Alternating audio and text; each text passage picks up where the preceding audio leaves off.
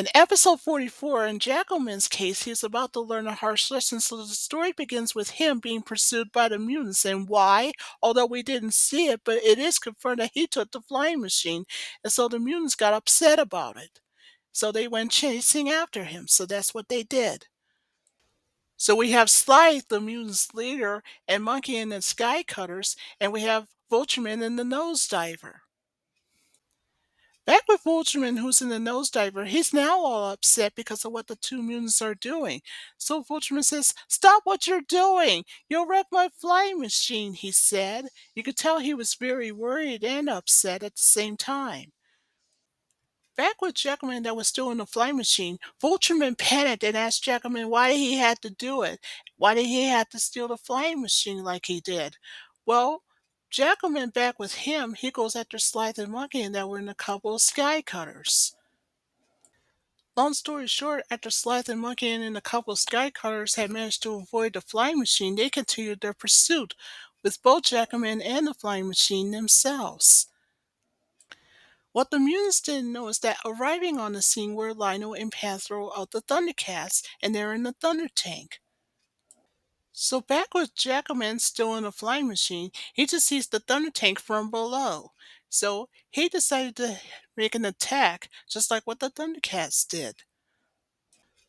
So back with the Thunder Tank, after Panthro and Lionel had seen the flying machine that just flew past them, and so were the Sky Cutters, so they too decided to do something about it because the Thundercats they were being attacked. So what the Thunder Tank did is that it was attacking the Sky Cutters that were pursuing the flying machine. So back with Slythe and Monkey, and they were attacked by the Thundercats and the Thunder Tank. So they decided to abort the pursuit. Back with Jackalman and the flying machine, he says, "So long, mutants," and this time, and to coin a phrase, that he'll be flying solo. Now you're probably wondering, why is Jackalman turning against Vultureman, Monkey, and his Slides? Well, he just pleaded himself a case to say he really doesn't need them to rule the earth anyway. He'll have to do it on his own, but on the contrary, that doesn't mean he'll have to conjure up an army of his own, which is why he's turning against them to begin with. So in Jackalman's case, he said that he would be a general, though that's something that he could think about. Now back with Lionel and Panthro in the Thunder Tank, that's when Panthro just told Lionel what had happened. So Panthro says that the Thundercats themselves are not being attacked and that the mutants are, and they're attacking Jackalman. Then Lionel says, "Wait, here comes the nosediver. He's headed this way." He told this to Panthro. And Lionel's not kidding because here comes Vultureman in the nosediver. And he's heading in the Thunder Tank's direction. But instead of going through the Thunder Tank, what Voltron did is that he just passed by the Thunder Tank, but from behind. So after passing by the Thunder Tank, so back with Voltron, who just passed by the Thunder Tank, he said that he didn't have time to have a battle with the Thundercats right this minute because he needed to get his flying machine back. But the problem is he had no idea on how he's going to do it. So back with Lionel and Panthro in the Thunder Tank, what Lionel wanted to know from Panthro is what is going on and why are the mutants all of a sudden fighting with each other. Panthro says that he's not so sure of it. So what Panthro was saying to Lionel that he had no idea what the mutants are thinking about. "Well, I have a very bad feeling about this," Lionel said, after he agrees with Panthro. So Lionel told Panthro, "We gotta go back to Cat's so Panthro agrees, and so they head off. So back with Slythe and Monkey and other mutants, and a couple of skycutters, of course, was Slythe wanted to know what happened. Where did Jackalman go? Then Monkey had a thought that maybe the Thundercats had helped Jackalman escape somehow. But Slythe dismissed him and said that there's no way, and he explains that the Thundercats didn't help Jackalman. So what Jackalman did, according to Slythe, he decided to trick both Slythe and Monkey, and of course Ultraman as well, and that happened back at Castle Plondor. So Slythe told Monkey in this case that for some reason Jackalman must have a plan of his own, and he's not wrong because according to what he said, Sly, that is, that Jackalman must have an army in order to do it. So to confirm a hunch, that's when Sly decided to contact Vultureman. So, what Sly was asking Vultureman where he is. I'm at the forest, Vultureman said, but there's bad news. He just lost Jackalman, he said. But according to Vultureman, there's good news. Jackalman must be heading north. Just find him, Sly said. And so that's what the mutants did. Then Sly just let slip to the mutants that the weapons were inside the flying machine, the same one that Jackalman took. So speaking of Jackalman back with him, he just enlisted two of the men that are now in his army, the molemaster and the diamond driller. So Jackalman told Moleman and the diamond driller that it's time for a weapons check first. So the diamond driller was the first to test out his weapon, and let's just say it checks out really well. Then it's the molemaster's turn. He tested his weapon, and that checked out fine too. So after the weapons check, that's when Jackalman just told the Mole Master and the Diamond Driller that they can crush everyone on Third Earth and everyone in it. Well, you know what this means. With an army of his own, he pleaded his case, Jackalman that is, that nothing and no one's going to stop them. Or so he thought. When Jackalman looked up, by surprise he sees a couple of skycutters that had Sly, the mutant's leader, and Monkian that just passed him by. After Jackalman had found out about it, he told Molemaster and the Diamond Driller to hide. So the Molemaster went with Jackalman to hide behind the trees. As for the Diamond Driller, he went underground. Back with Scythe and Munkin and a couple of sky cutters, they not only found the flying machine intact, that's the good news. So Sly told Munkin to investigate. So that's what he did. But Monkey finds it weird that not only that the flying machine is empty, but he couldn't find Jackalman, that is now a general, anywhere. So back with Scythe and Monkey, and they landed their sky cutters to take a better look. So that's what they did. As they investigated further, both Scythe and Monkey are both surprised that the flying machine is still intact, but they couldn't find Jackalman anywhere. Where did they go? They thought, but they didn't have to look very far because they just heard a voice saying, I'm right here, and by surprise, it's Jackalman. Only it's General Jackalman now. But wait, he's not alone because the Mole Master's with him. So back with Monkey and Slife, after he looked at Jackalman with the Mole Master, he said to Monkey, I think we can handle them. So Monkey agrees with Slife, but before they could do anything about it, that's when the Diamond Driller shows up from underground. So after the Diamond Driller shows up, Slife couldn't believe it and then insulted Jackalman by calling him a traitor. And then Monkey has his turn to plead a case to say it isn't fair, it was mutiny. Then Slide has his turn by asking Jackalman a question if he has any loyalty at all, because after all, we are allies, he said. Well, Jackalman, to answer Sly's question, he said that his loyalty is his own, and he's going to conquer the Earth.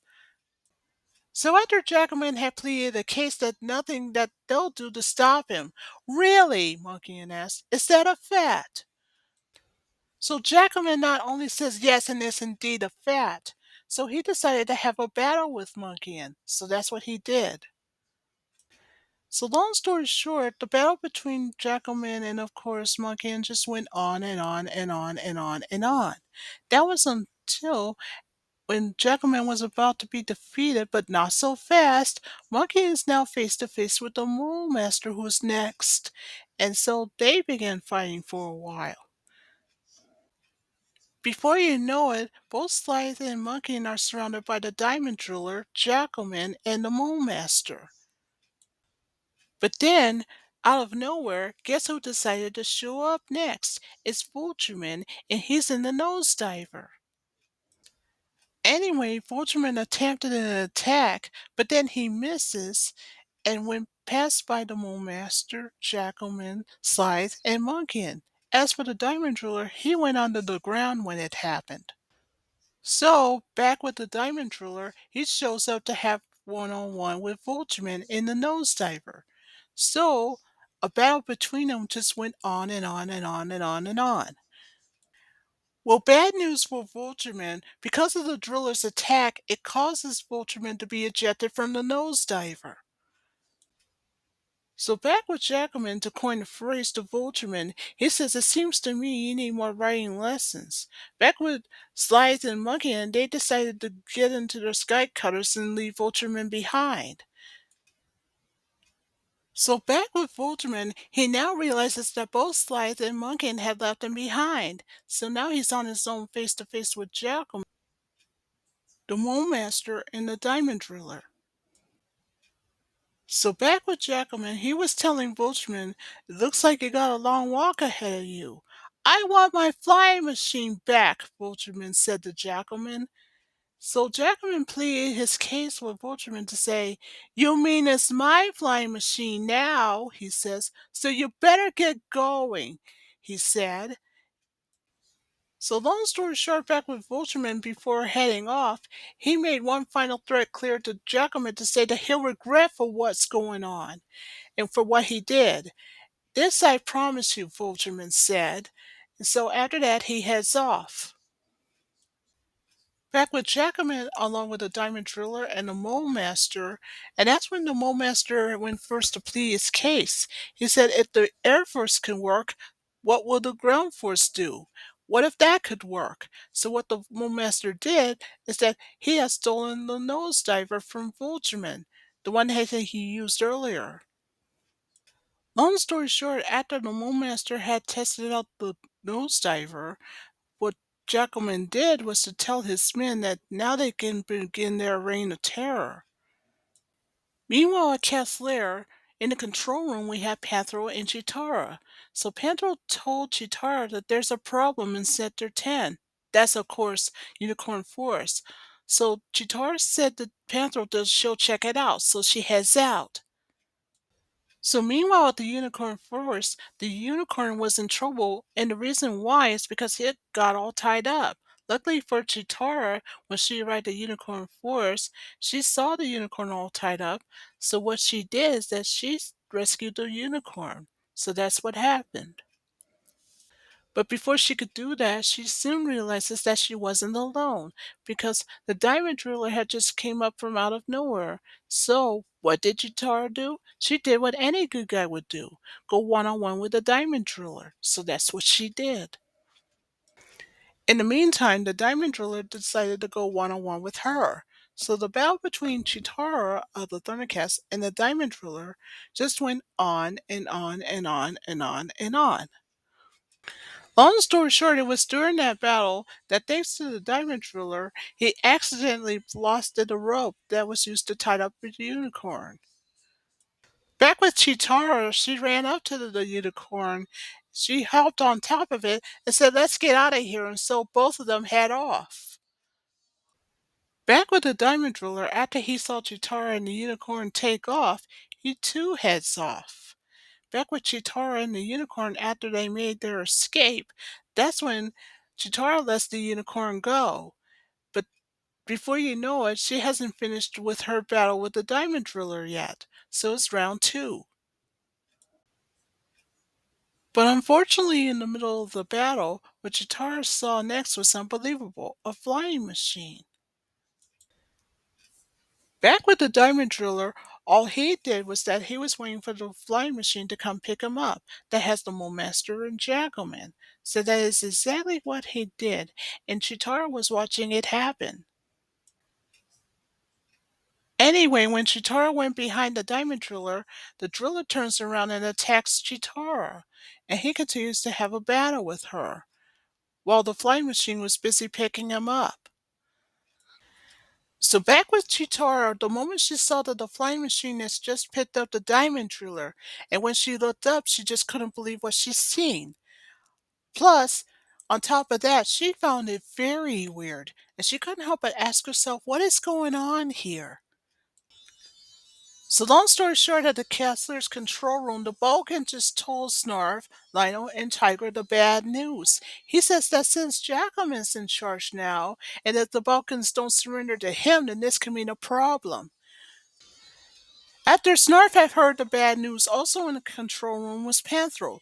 However, Snarf dismisses the Vulcan and says, "That's the stupidest name I've ever heard."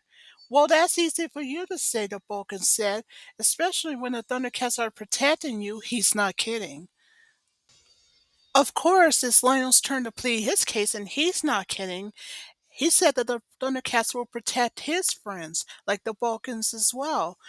Back with Chitara, after she came back from Unicorn Forest, she just told the rest of the Thundercats and of course a Vulcan that there's something weird going on. By surprise, Panthro just told Chitara that he knew all about it because the Vulcan just told him, Tigra, and Lino and Snarf earlier.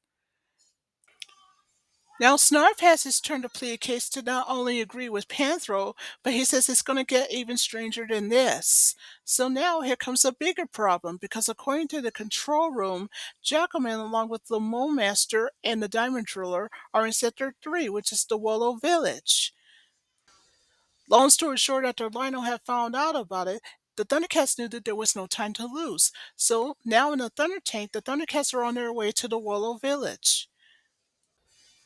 So Lionel, on the way to the Willow Village, tries to contact the Willow Village itself, but nothing happened. There was no response. After Lionel had no luck contacting the Willows, Chitara's getting worried and then pleads her case to say that the Thundercats may not make it there in time. Well, by surprise, that's when the Thundercats just sees the leader of the Willows standing in the road. Luckily, Lionel can reach him. He asked him, "Are you okay?" Well, good news, he's fine. So Lionel told the leader of the Wolves to get himself and his people to Castlear right away. They had to take care of this situation. So the Thunder Tank heads off. So meanwhile, at the Molo village, we have Jackalman, who's their general, along with the Mole Master and the Diamond Driller.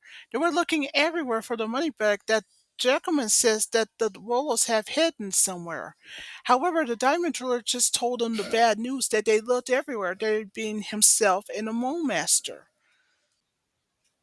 So long story short, the Mole Master meanwhile just heard the noise of a thunder tank that's coming from outside. So back with Jackalman, he too have heard the Thunder Tank, so he told the Mole Master and the Diamond Driller to follow him, and so that's what they did.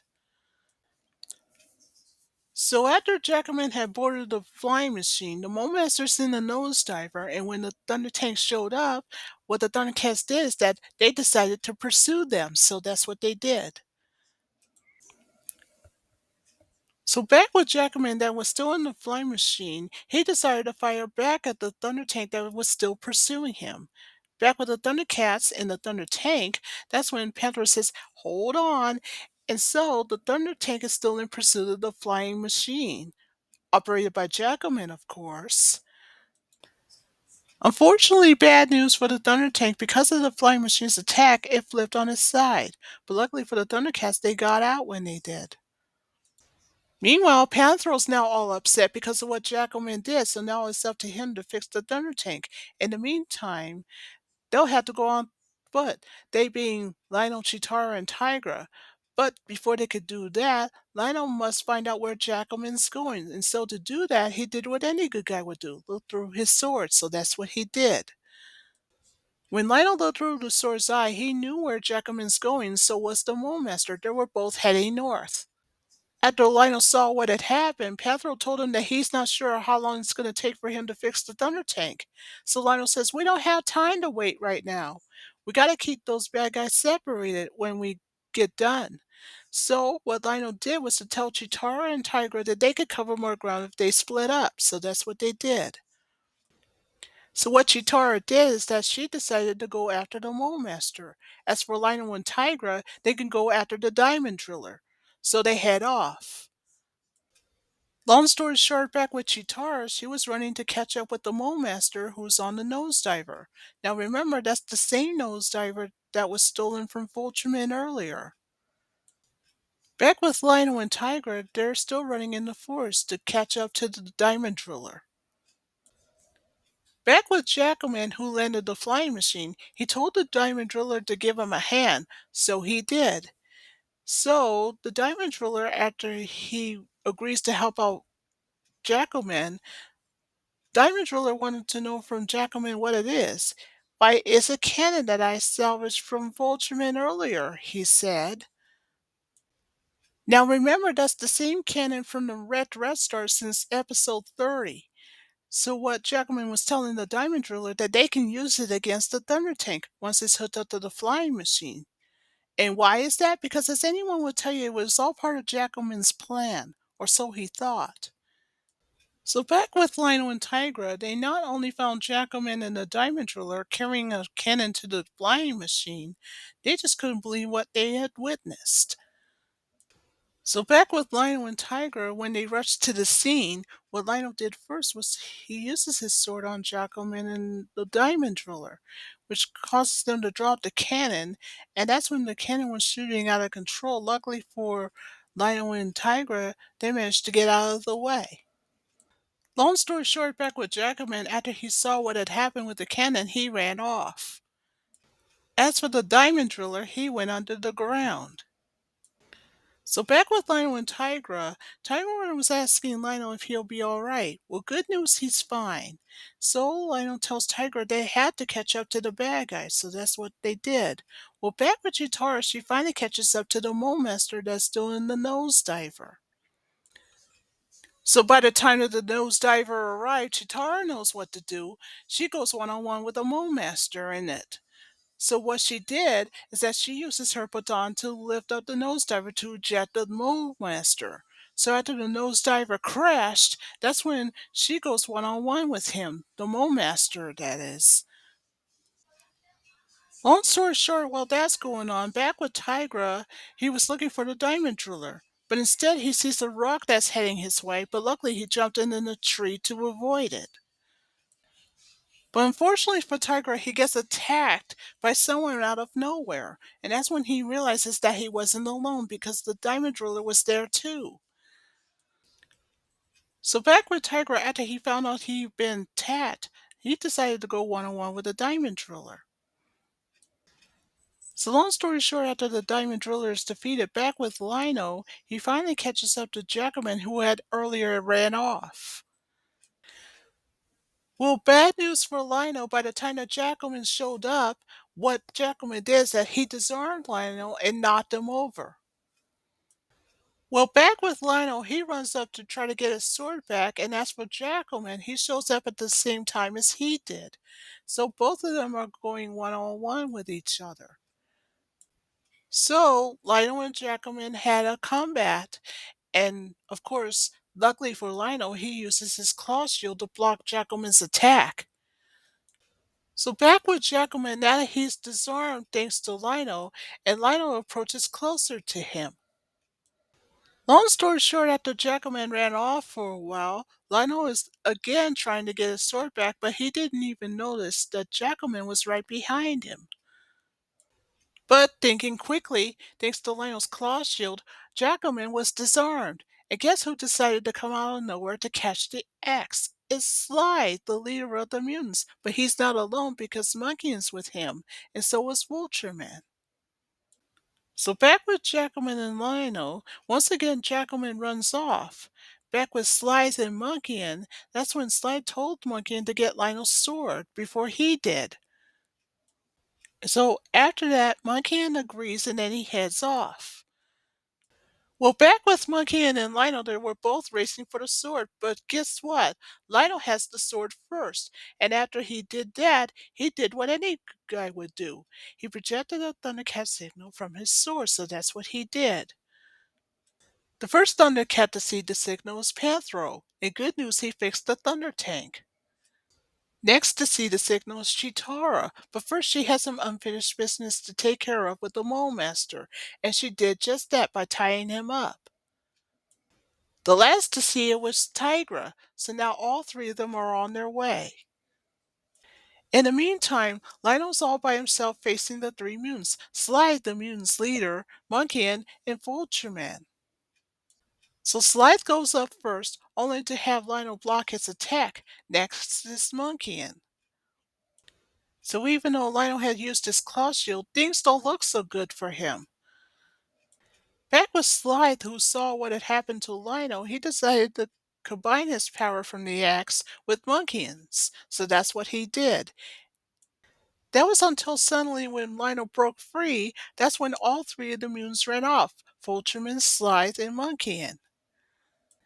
Well, that's going on back with Panther, who had earlier fixed up the Thunder Tank, and along with him were Tigra and Chitara. So by the time that the Thundercats arrive, first up is Tigra, and he just disarmed Slide, the mutants' leader. Then, long story short, after Tigra takes care of Monkeyan, it's now Chitara's turn to go one-on-one with Vultureman himself. So now that the mutants are taken care of, Pedro just told Lionel, maybe we overdid it. I don't think so, Lionel says, because you know the saying, you can never have too many friends. He's not kidding. Oh, back with the mutants, they knew that they had been defeated, so they ran off back to Castle Plondor, leaving Jackalman all by himself without an army of his own. So Chitara wanted to know what would happen with Jackalman now. Well, in Tiger's case, he just said that Jackalman doesn't have any friends anymore. Now that his army has been defeated, and yes, it is true, his plan to rule Third Earth had backfired. But luckily for the Thundercats, their friendship will always stand tall, including the code of truth, justice, honor, and loyalty itself. And that's something they can never break. Also, in the Thundercats case, that kind of code is unfortunately sad to say that Jackalman will never have.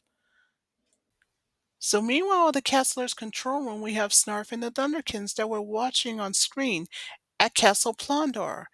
And as you can tell, all four of the mutants are back to where they belong.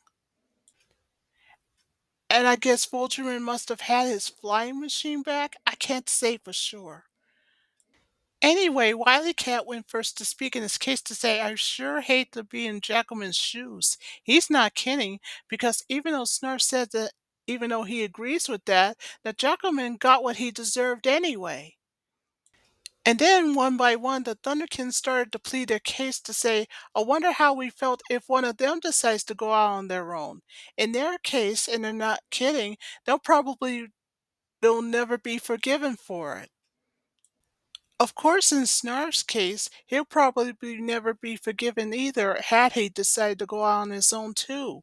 But luckily for the Thundercats, togetherness is what counts. Too bad the same could not be the same for the mutants at Castle Plondor.